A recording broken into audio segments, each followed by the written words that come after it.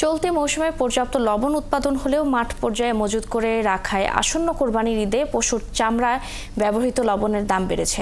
গত এক মাসের ব্যবধানে চট্টগ্রামের প্রতি বস্তায় লবণের দাম বেড়েছে 200 থেকে 300 টাকা। কোরবানির ঈদ সামনে রেখে 60 থেকে 70% ক্রুড লবণ কক্সবাজারের ওইখানে যদি তাড়াতাড়ি করে মাঠ পর্যায়ে তাড়াতাড়ি করে যদি ওই মালগুলি আনার ব্যবস্থা করে দেয় মিল পর্যায়ে, তাইলে মালের দাম বাড়ার কোনো সম্ভাবনাই নেই।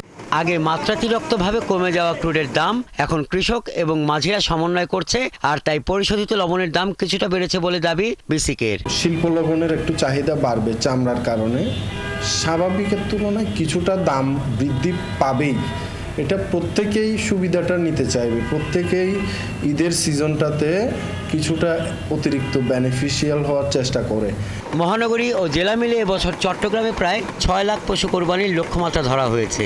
এসব পশুর চামড়া সংরক্ষণে 5843 মেট্রিক টন লবণের প্রয়োজন হলেও মজুদ রয়েছে 6582 মেট্রিক টন ক্রুড লবণ। হাসান আহমেদ, 71।